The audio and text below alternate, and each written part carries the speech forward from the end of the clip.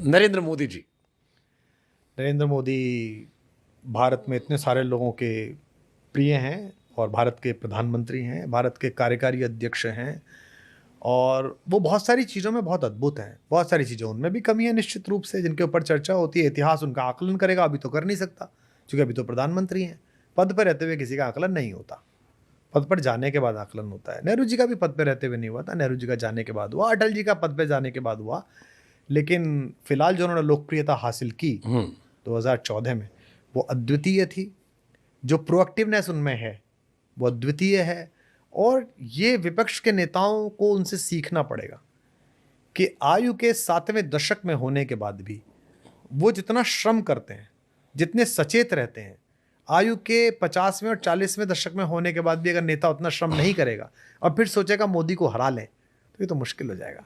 भाई साहब, मेहनत तो करनी पड़ेगी। एस्ट्रो टर्फ की हॉकी है। आपकी तो पकड़ लिया था थोड़ा सा, अयोध्या भी हरा दिया। ये तो चलता रहता है। अयोध्या हार गए, मैं कहता हूँ हारना जीतना मेरा। मैं आपने मुझसे ये नहीं पूछा कि विजेता या प्रधानमंत्री, आपने पूछा नरेंद्र मोदी कैसे। प्रधानमंत्री जी को मैं 2002 से जानता हूँ निजी रूप से, वो भी मुझे 2002 से जानते हैं। तो मैंने उनका संघर्ष देखा है, मैंने उनकी एक दृष्टि देखी है कि मुझे यहाँ पहुँचना है। वो बड़े श्रमशील व्यक्ति हैं, बड़े प्रोएक्टिव हैं, उनकी बड़ी नज़र है चीज़ों पर और बड़े क्विक लर्नर हैं। बहुत सारे लोग ये कहते हैं कि वो अहंकार है उनमें। लर्नर तो मैं मानता हूँ, क्योंकि एक गुजराती व्यक्ति अगर मुझसे बेहतर हिंदी बोल रहा है या उनके हाथों के उठने बैठने के जो तरीके हैं वो सीखे हुए हैं, तो मुझे लगता है कि ये चीज़ मैं उनसे सीखना चाहूँगा। नहीं, देखिए, वो ये जानते थे कि 10 साल देश में जो सत्ता रही है उसमें प्रोएक्टिवनेस की कमी है। ये बताइए, आपने ये आखिरी बार कब देखा था कि किसी प्राइवेट कंपनी के 17 मजदूर एक टनल में फंस जाए और एक केंद्रीय मंत्री पोर्ट कर दिया जाए एक लोहे के केबिन में, यहीं रहे। एक मुख्यमंत्री की ड्यूटी लगा दी जाए, सुबह शाम देख के आके निकले कि नहीं निकले। उसी शाम 7 घंटे बाद ही पानी पहुंचा दिया जाए, लाइट पहुंचा दी जाए और खाना पहुंचा दी। कब देखा था आपने आखिरी बार? आपने आखिरी बार कब देखा था कि दो देशों के बीच युद्ध चल रहा हो और बिना यूनाइटेड नेशन से चू चू चू चू चू चू रियारा कहे बिना उस देश से बात किए, बिना युद्धक विमान उतारा जाए, अपने भी उठाए जाए, पड़ोसियों को बिठाए जाए? ये आखिरी बार आपने कब देखा था कि एशियाड, कॉमनवेल्थ और ओलंपिक में जाते हुए खिलाड़ियों को जाते वक्त एक आदमी कंधे पे हाथ रख के कि चिंता मत करना बेटा, अच्छे से खेलना, जब हार जाए तो उनके कंधे पे हाथ रखे, कोई दिक्कत नहीं, और जीत जाए तो उन्हें खाना खिलाओ, बिठाओ? यह आखिरी बार कब देखा था कि मिशन पे लगे हुए वैज्ञानिक अगर मिशन में फेल हो जाएं तो उनको रोते हुए वैज्ञानिक को गले लगा के कहा जाए कोई बात नहीं, मैं खड़ा हूँ, अगली बार करते हैं, वी विल डू इट? ये प्रोएक्टिवनेस है। इस पे दूसरा वाला पॉइंट ऑफ व्यू सर ये आता है कि मोदी जी को कैमरा पसंद है और अच्छा लगता है कि हर चीज में वो भी लाइमलाइट में आते हैं, इसी बहाने। भाई तो तुम भी कर लो, कैमरे तो बहुत सस्ते हैं आजकल, तो मोबाइल में ही, उसी में कर लो। और करते नहीं हो क्या भाई? ये सब ज्ञान मत दो। देखो, खेल है, खेल चल रहा है, राजनीति है, खेल है, मतदान का खेल है, जनता कैसे प्रेम करेगी, जनता कैसे सम्मोहित होगी। अगर मोदी जी को यही आता है और यही चलेगा तो यही सीखो। वो ऐसा हो गया था, मैं तो इसलिए आउट हो गया था, वो मेरे में ऐसा था, मेरा पेन ऐसा हो गया था इसलिए पेपर नहीं लिख पाया था, वो मैं लेट उठ गया था, मेरी कमीज का रंग ऐसा था। ये बहाने मत करो। एकात्म पराक्रम है राजनीति, जैसे क्रिकेट में होता है। हवा चल गई थी, बॉल स्विंग कर गई थी, मेरा पैर पीछे रह गया था, वो भागा नहीं था, ये सब नहीं लिखा जाता रिकॉर्ड में लिखी जाती सेंचुरी इतनी, 0 पे आउट इतने। तो भाई साहब, अगर एक 70 साल से ऊपर के व्यक्ति के संघर्ष, उसकी मेहनत, उसकी सोच को आप मात नहीं दे पा रहे हो सारे मिलके, जैसे अंतिम बात कहता हूँ, पॉलिटिकल बात करने का मन नहीं करता, पर आप इतने प्यार से पूछते हैं, सम्मोहक तरीके से कहते हैं साहब डेमोक्रेटिक नहीं है प्राइम मिनिस्टर, लोकतांत्रिक नहीं है। चलो मान लिया साहब लोकतांत्रिक नहीं है, लोकतांत्रिक मूल्य में आस्था नहीं है उनकी साहब, मान लिया साहब, बिल्कुल मान लिया। वो 2 लोग जो चाहते हैं वही करते हैं साहब, बिल्कुल आप जो कह रहे हो 100%। अच्छा, आप कितने लोकतांत्रिक हो भाई साहब? आप बंगाल में राज्य करती हैं, आप किसी को पसंद नहीं करती भतीजे के अलावा। आप दिल्ली में राज करते हैं, आप किसी को पसंद नहीं करते खुद के अलावा। आप जेल में बंद है फिर भी मुख्यमंत्री रहेंगे। आप उत्तर प्रदेश में, आपको चाचा ही पसंद नहीं था। आप जहां हैं वहां तो आपको अपने बेटे पसंद है, पत्नी पसंद है, या आप खुद को पसंद है। आप खुद लोकतांत्रिक है नहीं। आपके यहां कब चुनाव हुए अध्यक्ष के, बताओ? आपने कब लोकतांत्रिक बने? अगर वो लोकतांत्रिक नहीं है तो वो उसकी चढ़ती पतंग है भाई, वो प्रधानमंत्री है। तुम जब हो जाते हो तब तो, और जो कह रहे हैं, भगवान न करे कभी देना, इनमें 2-4 को तो मैं निजी रूप से जानता हूं, ईश्वर न करे किसी बड़े पद पे पहुंच गए तो लोग बाग नरेंद्र मोदी को मसीहा मानेंगे कि बड़ा भला आदमी था भाई, माफी मांग लेता था, किसान आंदोलन वापस ले लेता था। लोग कहेंगे भाई मोदी बहुत अद्भुत आदमी था, क्या अद्भुत आदमी था, ये कहाँ से आ गए, इतने बड़े वाले हैं ये। तो भाई साहब, अंग्रेज से गांधी बन के लड़ा जाता है, अंग्रेज बन के नहीं लड़ा जाता। बढ़िया। अगर आपको लगता है नरेंद्र मोदी अलोकतांत्रिक है, लोकतांत्रिक हो जाओ, करवाओ चुनाव, तुम ही रहोगे बस। तुम्हें पूरी पार्लियामेंट में कोई नहीं मिलता नेता बनाने के लिए। मैं किसी की भाषा का अनादर नहीं कर रहा, लेकिन बड़ा पक्ष हिंदी सुनता है या अंग्रेजी सुनता है। तुम्हारे पास शशि थरूर भी है और तुम्हारे पास मनीष तिवारी भी है उसी पार्लियामेंट के अंदर, पर नेता बनेंगे वो अधीर रंजन जी। फिर वो माफी मांगेंगे, नहीं मेरा हिंदी खराब था इसलिए फंस गया था। अबे भैया तो क्यों दिया था काम? खड़गे साहब आयु हो गई, वरिष्ठ हैं, क्योंकि आपको स्पेस ऐसी किसी आभा को नहीं देना है जिससे कंपटीशन लो। एक हमारे इलाहाबाद के शायर, उनका एक शेर है कि इस धुंधलके में भला कैसे सुझाई देते, इस धुंधलके में भला कैसे सुझाई देते, हम तेरे साथ ना होते तो दिखाई देते। ये सारे पॉलिटिकल नेता अलग अलग पार्टी के, ये इनसिक्योरिटी से भरे हुए हैं। और मैं जब सारे कह रहा हूं तो सारे कह रहा हूं, समझ रहा हूं मैं सारी पॉलिटिकल पार्टीज कह रहा हूं। आप इनके ऊपर से नीचे तक की इनकी कैबिनेट्स जो बना रखी है इन्होंने चारों तरफ अपनी, उनके लोग चुन के देखिए। इन्हें इनकी पार्टियों से हटा के चौराहे पे खड़ा कर दीजिए सामान्य वस्त्रों में, लोग समझेंगे मनरेगा के मजदूर खड़े हैं, सुबह ठेकेदार लेके जाएगा इन्हें। इनकी कोई आभा नहीं है। ये 5 आदमी इकट्ठे नहीं कर सकते, 5 आदमी की बात नहीं बदल सकते, अपनी बात रख नहीं सकते। और जैसे ही कोई ऐसा आदमी ने दिखाई देता है, बोले बस ये खराब है, ऐसे हटाओ जी, ये नहीं होना चाहिए। हमारे वाला भी ये प्रॉब्लम था उसे। अब अगला शिकार कौन है? अगला शिकार वो बालक है जो खुद नहीं पैदा करा, इसकी कुछ औकात भी नहीं है, पर वो थोड़ा लोकप्रिय हो गया है, हीरोइन से ब्याह कर लिया है, रील दिखने लगी। ये नहीं दिखना चाहिए, दिखेगा नहीं, दिख भी नहीं रहा वो। मैंने जब हुआ था मैंने तभी कह दिया, मैंने ये गया इसको नहीं छोड़ेगा। उनकी शादी पे हमको भी बहुत बधाई आई। मैंने कहा इसको छोड़ेगा नहीं इसको आप, निश्चित रूप से, क्योंकि आप इतने ज्यादा डरे हुए हैं भाई कि आपको आभा बर्दाश्त ही नहीं है किसी की भी। हमने जब कवि सम्मेलन में कविता पढ़ी, लोकप्रिय हुए, तो 32 कवियों ने हमारे खिलाफ फतवा दिया कि ये पढ़ेगा तो हम नहीं आएंगे। हमसे लोग पूछते थे आपका ऐसा किसी, मैंने कहा नहीं, किसी को पिलाओ, किसी को ले आओ, जिसकी मैया ने दूध पिलाया उसको लाओ। लाओ 1 लाख आदमी कोटा में, लाओ निम्बाहेड़ा में 1 आदमी, तू भी खड़ा अभी भी खड़ा, तू जमा हम जमा, तू कितनी देर तक पढ़ता हम कितनी देर तक पढ़ते हैं। यही तो संघर्ष है। योग्य जन जीता है, पश्चिम की उक्ति नहीं, गीता है, गीता है, गीता ये तो कहती है सर्वाइवल ऑफ द फिटेस्ट, जो बाद में डार्विन हमारी बात गाने लगा। तो इसलिए नरेंद्र मोदी अपने अपने स्टेडियम में, अपने डी में, अपने प्लेटफॉर्म पे जो कर रहे हैं, उनकी टक्कर का नेता भारत में अभी नहीं है। और वो बनने के लिए उनको मोन और मीडियम जो बदलने पड़ेंगे, मोड मीडियम, वो बदलने को तैयार नहीं है। वो चाहते हैं उन्हीं के हथियार लेके उन्हें हरा दें। अरे भाई साहब, उन हथियारों पर उनका नियंत्रण है, उन्होंने डिस्कवर भी खुद ही किए हैं, पहनाए भी खुद ही हैं, उन्हें पता है किधर से क्या काट चलती है। तुम करो हमारा वाला चला नहीं, पहले लड़ाई का मैदान बदलो भाई साहब। ठीक। कुमार विश्वास किस इंटरव्यू में मुझे सहवाग और सचिन जैसी आक्रामकता नजर आई। पूरे इंटरव्यू में आप अपनी बातों से, क्योंकि आपके पास शब्दों का चयन बड़ा अच्छा है, आप डोमिनेट भी करते नजर आए। मेरी गजल का एक शेर है, वैसे तो एक उसमें अलग अलग शेर है, लेकिन उसमें शेर यह है कि वो शख्स काम का है, वो शख्स काम का है, 2 ऐप भी हैं उसमें।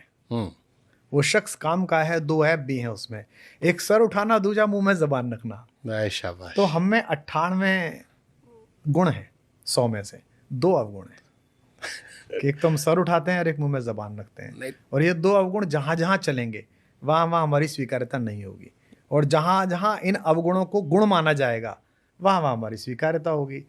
लोग में सामान्य लोग इसे गुण समझते हैं, तो वो कहते हैं बहुत अच्छा है यार, ये आदमी अच्छा है, सच बोलता है।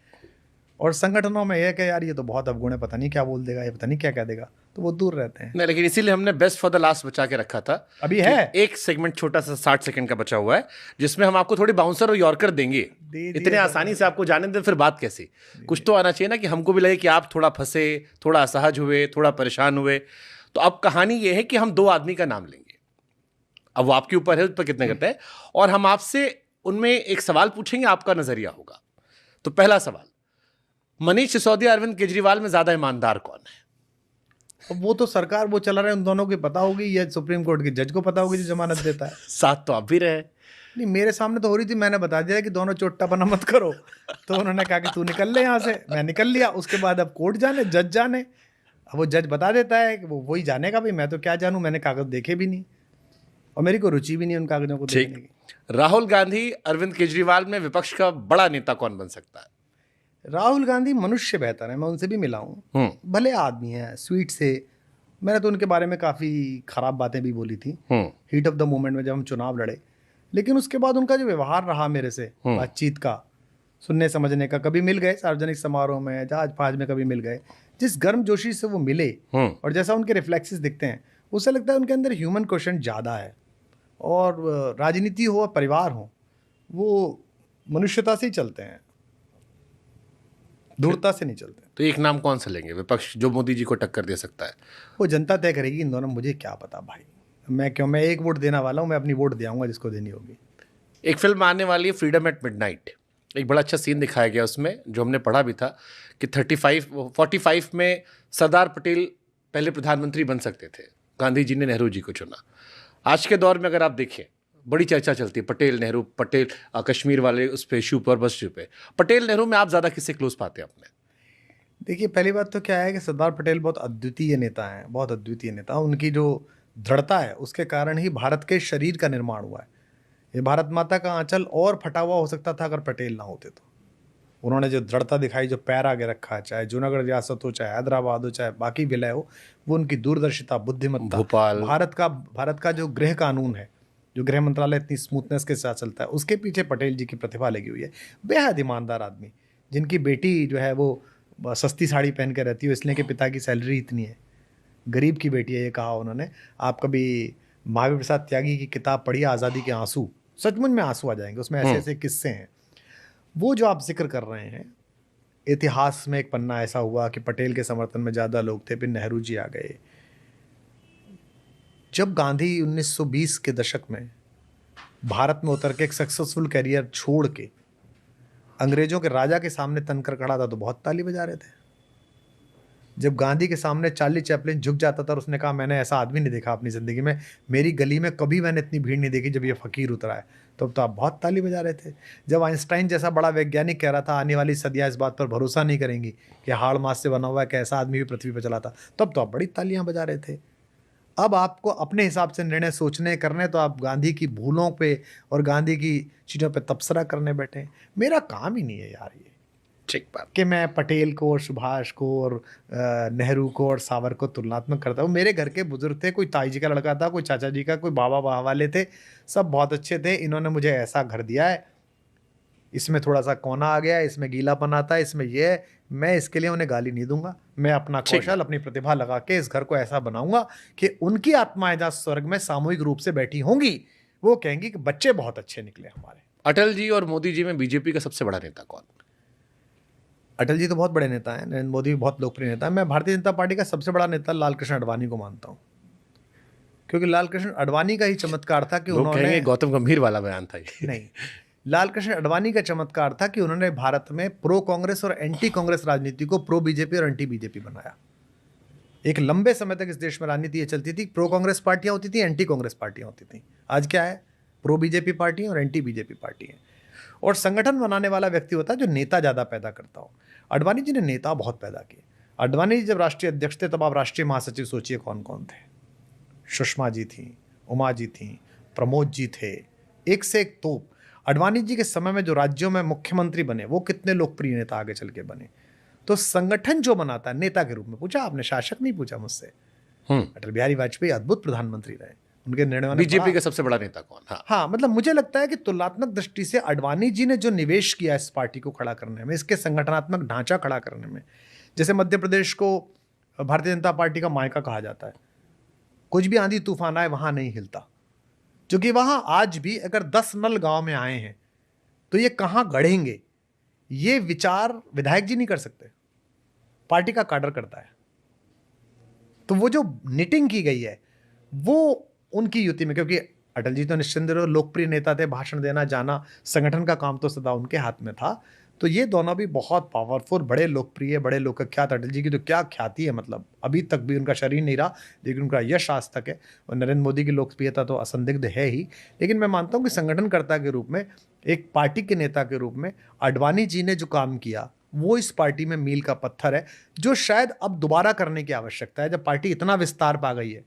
जैसे गंगा चलती है तो उसमें बीच बीच में नदियाँ अलग अलग जगह से मिलती हैं, लेकिन वो अंत में एक गंगा बन जाती है। तो इसके एक रूप करने के लिए वो जो पार्टी की रीति नीति और कार्य संस्कृति है, उसको सिखाने के लिए और उसमें घुलने मिलने के लिए जो बाहर से लोग आ रहे हैं, लगातार लोग आ रहे हैं, उसके लिए मुझे लगता है कि एक फिर ऐसे लीडर की आवश्यकता है, ऐसे कुछ लोगों की आवश्यकता है जो उसे बनाए।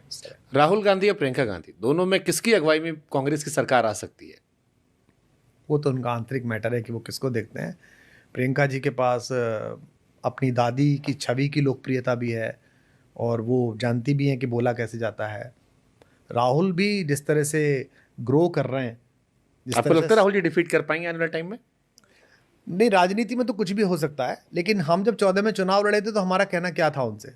हमारा कोई था नहीं, हमें तो भेजा गया था। हमारा कहना यह था कि देश को समझना है तो नीचे उतर के समझिए, सिर्फ एक वंश में पैदा होने के कारण नेता मत बनिए। और पिछले 10 वर्षों में उन्होंने ये किया कि वो नीचे जा रहे हैं, समझ रहे हैं। उनकी समझ में कोई कमी हो सकती है, कई बार ज़्यादा हो सकती है, लेकिन जिस तरह से पार्लियामेंट में बोल रहे हैं, जिस तरह से, फिर आप लोग क्यों कहते हो कि वो misfit, he is a good guy but he is not fit for politics? क्योंकि पॉलिटिक्स में अच्छे लोगों की इस समय कीमत है नहीं। जो भले लोग हैं उनकी कहाँ कीमत है। और उनकी पार्टी में देखिए, भारतीय जनता पार्टी में जेपी नड्डा जी का कार्यकाल समाप्त हो गया। आप अपने सारे पत्रकारों के घोड़े दौड़ा लो और मुझे एक नाम दे दो कि ये बनेगा पार्टी अध्यक्ष। नहीं पता, ये तो वो खुद भी कहते हैं बार बार, नहीं पता आपको, आप नेक्स्ट नहीं कर सकते। नहीं पता, कांग्रेस में ऐसा नहीं हो सकता, बाकी सारी पार्टियों में अब नहीं हो सकता। तो यही यहाँ आके ही खेल खत्म होता है। वामपंथी और बीजेपी, तो अटल जी का भाषण है कि केवल हम और वामपंथी रहेंगे क्योंकि हमारे संगठन में डेमोक्रेसी है। तो ये देखिए, जब तक आप ये नहीं करेंगे तब तक आप चमत्कारिक पुरुषों के बलिदानों के भरोसे रहेंगे कि भाई श्रीमती इंदिरा गांधी जी दिवंगत हो गई, आवेग आया तो राजीव गांधी जी बन गए। राजीव गांधी जी के ऊपर एक कायराना हमला हो गया तो पीछे से आवेग आया तो नरसिंह राव जी संभालने लगे। तब तक आपका यही चलता रहेगा। आप अपनी पार्टी में लीडर्स पैदा करिए, नेता पैदा करिए, जनता में वो इस बात से विपरीत पैदा करिए कि वो आपसे कितना सहमत है और कितने असहमत हैं। पार्टी से सहमत होनी चाहिए, उसकी लाइन से सहमत होनी चाहिए, आपका काम हो जाएगा। लास्ट क्वेश्चन, अभी भी लास्ट है क्या? लास्ट क्वेश्चन है। जिन्ना ने माउंटबेटन से ये कहा कि अगर आपको हिंदुओं की बात करनी है तो सावरकर से बात कीजिए, सावरकर रिप्रेजेंट करते हैं। Don't talk to Gandhi Nehru, they don't represent Hindus. आज के दौर में कई लोग कहते हैं कि हिंदू सबसे बड़ा खतरा है, बाकी नहीं है, अपने ही खतरे हैं। एक चर्चा चलती है हिंदू खतरे में, कई लोग रोज सुबह ट्विटर पर उठ के डाल देते हैं हिंदुओं को जगाने आए हैं। डू यू बिलीव हिंदुओं पे खतरा है, या हिंदुओं को लेकर लोग वैसे वोकल नहीं होते? क्योंकि आपने भी बीच में बांग्लादेश का कई बार जिक्र किया कि जब बाकी जगह होता है तो सब एक साथ आते हैं। इंडिया में भी आपने देखा होगा, एक बॉक्सर भी थी, मुस्लिम थी, महिला पुरुष होने पर विवाद था, कम्युनिटी ने सपोर्ट किया। हमारे यहाँ से चलता है कि हिंदुओं का खतरा है, हिंदू यूनाइटेड नहीं होता। आपको लगता है खतरा वतरा कुछ है, या यही खूबसूरती है जो आपने कभी किचन में काम किया है? हाँ। चाय किस में बनती है? फ्राई पैन में। हाँ। और दूध किस में गर्म होता है? बड़े पतीले में। दूध में बहुत देर लगती है, खड़ा रहना पड़ता है, हो रहा है गर्म, हो रहा है गर्म। और चाय यूं लगाई, 2-3 बात सुनी, इधर उधर गए, तब तक तो फुर होने लगता है। तो हिंदुत्व तो बड़ा पतीला है, बहुत देर में गर्म होता है, बहुत देर में उफान आता है। इसमें बड़ा विचार है, पुराना है, खूब सारे लोग हैं, 200 करोड़ लोग पूरी दुनिया में हैं, बात फैलते में देर लगती है। बाकियों में तुरंत चेतना आ जाती है, तुरंत बात आ जाती है। तो उस प्रतिक्रिया को इधर रिफ्लेक्ट करने की खूबसूरत एग्जांपल दिया आपने। इधर छटपटा लेना बहुत बेकार की बात है कि साहब ऐसा नहीं हुआ। और दूसरा, आत्म परिशोधन से ही होगा। मैं ये नहीं कह रहा कि हिंदू वहां मारे जा रहे हैं भाई। हमने तो यहां पर भी बोला ना कि अगर आपने चूड़ी पहनाते हुए 4 लड़कों को सड़क पे थपड़िया दिया 20 लड़कों ने मिलकर, तो हमने तो उसके खिलाफ भी बोला। आपने एक साइकिल चोर को मारते समय जय श्री राम के नारे लगाए, तो सबसे पहले हमने बोला ना उसके खिलाफ। खूब गालियां पड़ी हमें। हम राम मंदिर की प्राण प्रतिष्ठा में बुलाए गए, हम ही ने बोला ना राम मंदिर के बारे में कि भाई तारीख नहीं बताएंगे, क्योंकि हमें दुख था। तुम तो बोलोगे नहीं ना, तुम तो पार्टी का कैडर हो, मंडल अध्यक्ष हो, तुम कैसे बोलोगे? तुम्हारी हिम्मत का, कल निकाल दिए जाओगे। हम खड़े हैं, हमें नहीं चाहिए तुमसे कुछ भी। तो हमने बोला, हम बोलेंगे। जब आपने सरकार बनाई महबूबा मुफ्ती के साथ, तो हमने बोला कि बुआ के भतीजे अफजल गुरु पे चुप है, तब बहुत गाली पड़ी। अरे यार हमारे बारे में ऐसे कहो। जो प्रभारी थे वहां के हमारे मित्र, उन्होंने मुझसे एक दिन कहा, अरे भाई साहब आप क्यों पीछे पड़े रहते हैं हमारे? भाई मैं ही पीछे पड़ूंगा, आप तो राष्ट्रीय महासचिव हैं, आपकी तो हिम्मत नहीं बोलने की। यार वो औरत अफजल गुरु को शहीद कह रही है और अफजल गुरु को देश हत्यारा मान रहा है, और आप चुप हो कि सरकार बनानी है, फिर टूट के फिर बोले आप भाई साहब आप बोल पाए, ठीक बोल पाए, तो हम ही बोलेंगे, इसलिए हमें मत दबाइए, हमें गाली मत दीजिए। तो मैं ये कह रहा हूँ कि हिंदुत्व के लिए नहीं कह रहा, अगर अल्पसंख्यक वहाँ मारा जा रहा है तो लानत है यूनुस खान के नोबेल पुरस्कार पर। जो आज गए वो मंदिर जाकर उन्होंने कहा है, ये बात पहले दिन करनी चाहिए थी। इसी जामिया में भारत विभाजन के समय भीड़ लग गई गेट पर, आपको पता है ये बात? एमओ मथाई की किताब पढ़ी है, my days with Nehru. Nehru को फ़ोन आया कि जामिया पे भीड़ लग गई है, दंगा ही आ गए। नेहरू जी ने पहली बार कहा, उनके पिताजी की रिवॉल्वर उनके पास थी, मोतीलाल नेहरू की, प्राइम मिनिस्टर ने चिल्ला के कहा कि मेरी रिवॉल्वर निकालो, रिवॉल्वर निकालो। फिर वो नहीं मिली, जैसा भी हुआ भागते हुए गए और गाड़ी लेके भागे। पटेल को पता चला, पटेल ने पुलिस को कहा भागो, प्राइम मिनिस्टर अकेला भाग गया। और गेट पर जीप लगा के जीप के पर खड़े होकर कहा मुझे मारो पहले। अंदर से वाइस चांसलर का फ़ोन आया था, जिसको मारना है मुझे मारो, और भाषण दिया और भीड़ संभल गई और चली गई। यह आस्था थी। नेहरू मारे भी जा सकते थे, गणेश शंकर विद्यार्थी मारे गए थे, लेकिन नोएडा में बैठकर दोनों पक्षों के मीडिया कोऑर्डिनेटर्स से दलाली की बात करके खबर प्लेस करने वाले पत्रकार गणेश शंकर विद्यार्थी की छाया भी नहीं है। गणेश शंकर विद्यार्थी थे, हैं और रहेंगे। ऐसे ही मैं इसलिए कह रहा हूं कि जितने लोग हैं यूनाइटेड नेशंस के दरवाजे पे जाएं, 1 लाख हिंदू इकट्ठा हो गए, मुसलमान भी जाएं, सिख भी जाएं, और कहें बांग्लादेश में क्या हो रहा है। ये तो गाजियाबाद में टेंट मार रहे हैं, ये किसको मार रहे हैं? और फिर खुद व्हाट्सएप पे वीडियो भेज रहे हैं, खबर चलवा दीजिए। नहीं तो वो तो देखिए, वो तो छोटी छोटी नेतागिरी है, लोग बाग अपनी अपनी करना चाहते हैं हर घटना। नहीं, उसका विरोध करने पे गाली हमको ही पड़ी है। उससे क्या, अब अगर आप गालियों से चिंतित हैं, देखिए एक बात सदा ध्यान रखना, आप मुझसे छोटे हैं, अगर दोनों तरफ के जाहिल आपको गाली दे रहे हो तो रोज मिठाई खाइए शाम को कि मजा आ गया। आप सच्चे तभी हैं जब जाहिल आपको गाली दें। हमको दोनों तरफ के देते हैं, सुबह उठ कर रोज देते हैं हमें गाली, हम बड़े खुश रहते हैं क्योंकि वो जाहिल हैं, वो दोनों तरफ एकदम पागलों की तरह अटे पड़े हुए लोग हैं।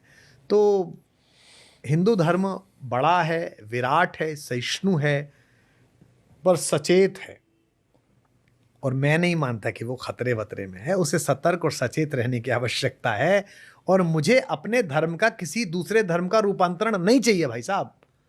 मेरा धर्म जैसा था वैसा है। जैसे किसी ने कहा था हमको कि काशी को कोटो बनाना है, कह रहे थे, हम गए थे काशी, तो मैंने कहा भाई काशी को काशी रहने दीजिए। अभी मैं ऋषिकेश में क्या आया कि ऋषिकेश को, हरिद्वार को पर्यटन केंद्र बना। भाई साहब पर्यटन के लिए मसूरी भेजो, लैंसडाउन भेजो, इसे आध्यात्मिक नगरी रहने दो। यहाँ आने पे आदमी के अंदर चुलबुल ना उठे कि बियर किधर है। यहाँ तो बियर की बोतल सहारनपुर से लाया हो तो ऋषिकेश में घुसते ही छूट जाए हाथ से, हरिद्वार में घुसते ही छूट जाए कि अब नहीं पीऊंगा जीवन में यार। ओहो, आध्यात्मिक स्पंदन पैदा होना चाहिए इसके अंदर।